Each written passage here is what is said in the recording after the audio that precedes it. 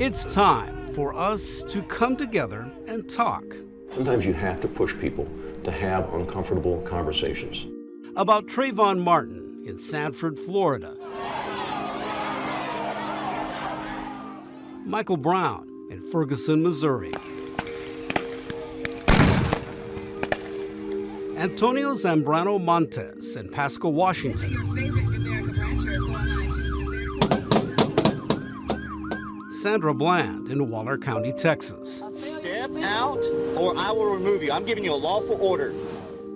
And 9 deaths in a Charleston, South Carolina church. I've had to make statements like this too many times.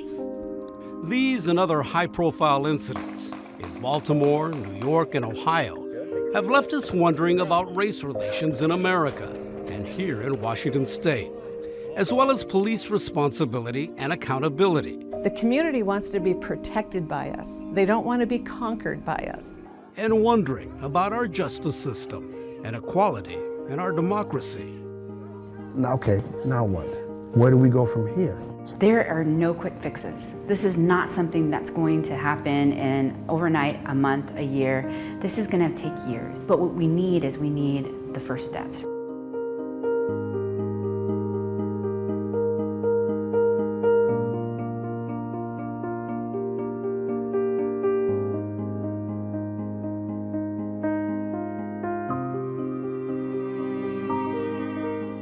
I'm Enrique Cerna, and welcome to the Yakima Valley Museum in Yakima, Washington. The museum brings to life the unique history and diverse cultural heritage of the Yakima Valley, and it's a fitting location for us to have one of the most important yet challenging conversations in our country today. A conversation about race, about justice, and about the impact on our democracy. These are not easy issues to discuss. But if we want to make some common ground, find some common ground, we need to talk. We want to get this much needed conversation started, not just here in Yakima, but throughout the state of Washington. And we hope our discussion tonight will help to do just that. Are we afraid to talk about race, Mark Omar? Absolutely. Well, let me say it this way, and we talked about this before. Whites are particularly afraid to talk about race for a couple of reasons. First of all, we don't need to, among other whites, because it doesn't really affect us. And we're also very afraid to talk about it openly because one slip, one misword, or one insensitivity to the situation that particularly the black community deals with on a daily basis, and you can get labeled. You can get ignored, labeled, because of that insensitivity. So yes, I think, though we may not fully admit to it, that particularly whites are very worried about having a conversation about race for fear of screwing it up. As part of our conversation tonight, we're going to share results from an exclusive KCTS 9 Elway poll that we conducted last week. We surveyed 400 Washington adults that were registered voter households to get their insights on racial attitudes, police relations, and our justice system, and voting rights. And let me go to actually that very first poll result when we asked, are race relations in the U.S. generally good or generally bad? And 43% said good, 47% viewed our race relations as bad. In fact, in our state, we're slightly more negative about race relations than national results from a CBS poll that was conducted last November. And let me move on to the second poll result that we had. Do you think race relations in your community are generally good or generally bad? 86% said good, while 10% said bad. Now that's much more positive than the national results, but it's interesting because I think maybe it tells us about what we see nationally in many of the incidents and how people maybe don't see that so much in their hometown. Chris Parker? Yeah, let me pull this apart here. So I see your polls here. I happen to do polling myself, and I would like to see this disaggregated by race. Because, you know, if we're talking about any sort of representative poll, you're going to have more, let's be frank about this, more white people in these polls. So therefore, it's going to skew generally in a more positive direction. Now, why it's a problem for me is when I'm teaching recruits, when I'm teaching leadership classes to police leaders, they go to these polls and say, look, there's no problem here. You know, 85% or 83% of the people don't think there's a problem. It's the media. The media is evil. And so I would encourage the media. Gee, thanks. Here we go. Yeah. I would encourage the media to work together with these polling companies and figure out a way to get better data, because I don't think, my own experience tells me that that data isn't very strong. Let me also mention here that if you want to see these poll results, you can go to kcts9.org, which they're broken down.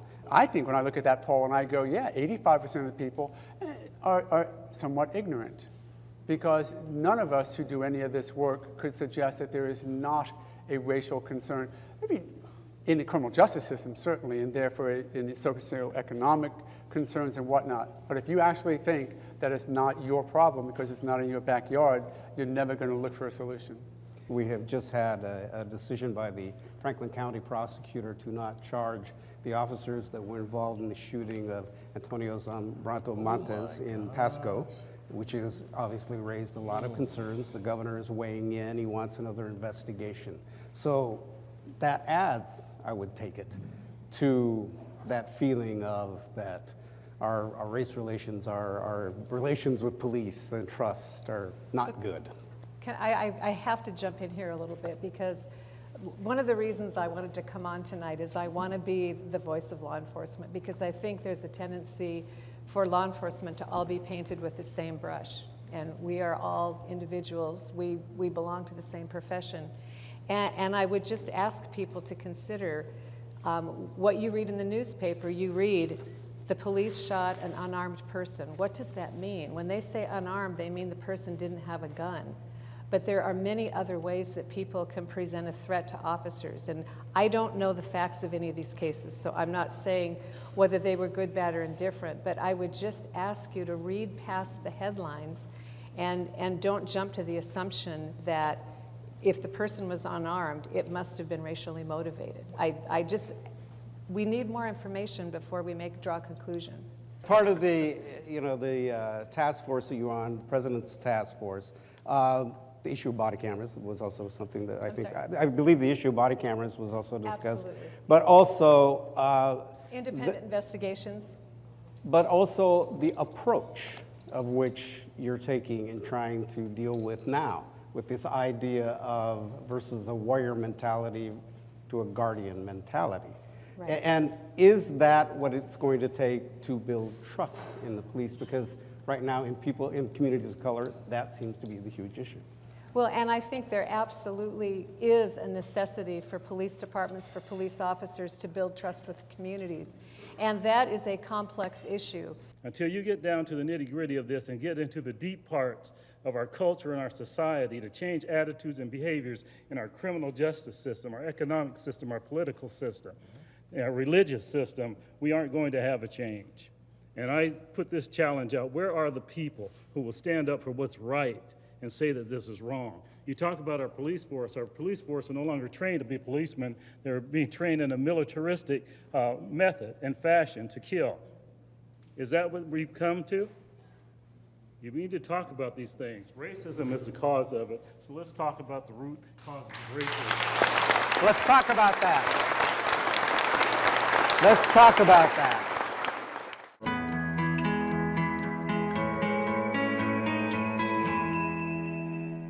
Hi, I'm Enrique Cerna.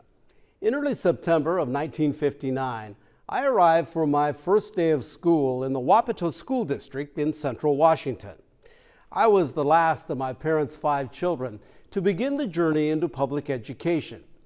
Much has changed in Washington schools since those days: the curriculum, the technology, teaching practices, school funding, and the laws surrounding public education.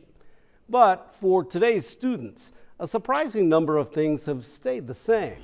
A nagging inconsistency continues to plague our schools. The opportunity gap. Despite historic changes and great efforts in the past few generations, inequities still persist, yielding vastly different outcomes for children of lower income families and children of color. The opportunity gap is a deeply complex issue. There is no single answer, no perfect strategy. But there are schools across our state that are making measurable progress in closing the gap and opening new pathways to equity.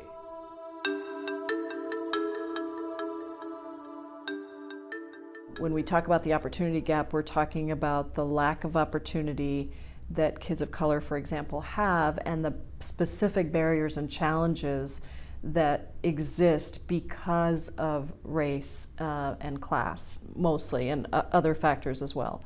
So that's what we mean when we say the opportunity gap. Look at the difference in math scores between upper and middle-income third graders on the one hand and low-income third graders on the other. That space in between is the gap. The same issue persists with regard to ethnicity. Indeed, while the state's Asian American and white third graders are reading at one level, other groups like Latinos, African Americans, Native Americans, and Pacific Islanders are experiencing different results. And then the second thing I'll say about opportunity gap is I think it recognizes that the burden for fixing that is on us, not on the kids. By framing the gap as one of opportunity rather than achievement, we are reminded that it's not a question of ability or how students apply themselves. It's a question of access to all the right resources. A number of schools are addressing these issues. Chinook Elementary, Denny Middle, and Chief Sealth High School are among those leading the way. While each school takes a unique approach, some common themes emerge, starting with a deep commitment to each child.